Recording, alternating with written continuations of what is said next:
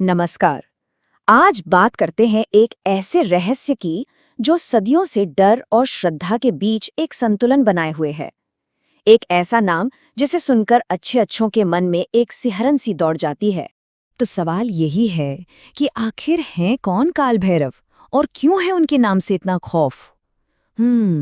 इस रहस्य के पीछे की जो सच्चाई है ना, वो शायद थोड़ी हैरान करने वाली है। तो चलिए इस गुत्थी को सुलझाने की कोशिश करते हैं। तो सबसे पहली बात, काल भैरव कोई और नहीं बल्कि खुद भगवान शिव का ही एक बहुत बहुत ही शक्तिशाली और उग्र रूप है। ये वो रूप है जो तब सामने आता है जब ब्रह्मांड का संतुलन खतरे में पड़ जाता है। लेकिन सोचने वाली बात यह है कि शिव को आखिर इतना भयानक रूप लेने की जरूरत ही क्यों पड़ी। इसका जवाब एक बहुत पुरानी कहानी में छिपा है। एक कहानी अहंकार की और उसके विनाश की।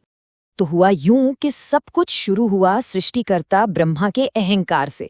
उन्हें अपने 5 सिरों पर, अपनी शक्ति पर इतना इतना घमंड हो गया कि वो खुद को ही सबसे बड़ा समझने लगे। और जब ये अहंकार इतना बढ़ गया कि कायनात का बैलेंस बिगड़ने लगा, तब उसी अहंकार को तोड़ने के लिए भगवान शिव ने अपनी जबरदस्त ऊर्जा से एक नए रूप को जन्म दिया, और वो रूप थे काल भैरव।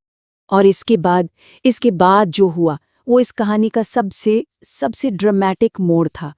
काल भैरव ने बिना एक पल सोचे ब्रह्मा का वो 5वां सिर काट दिया। वही सिर जो अहंकार से भरा हुआ था। और ये सिर्फ एक सिर काटना नहीं था, नहीं, ये तो एक प्रतीक था अहंकार पर न्याय की जीत का। इस एक घटना ने काल भैरव की पहचान को हमेशा हमेशा के लिए बदल दिया।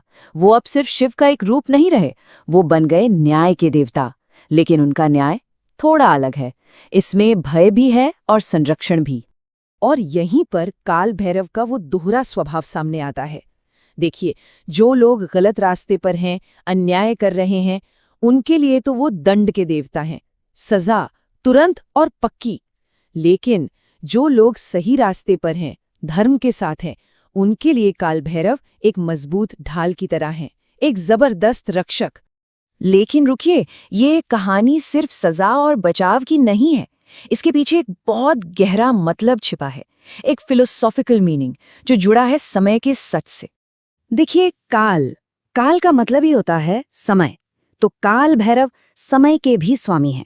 वो इस एक बात की याद दिलाते हैं कि टाइम किसी के लिए नहीं रुकता, और जो कर्म किए हैं उनका फल तो मिलना ही है। उससे कोई नहीं बच सकता, चाहे वो अच्छा हो या बुरा। और असल में यही इस पूरी कहानी का निचोड़ है। समय, टाइम ही सबसे बड़ा सच है।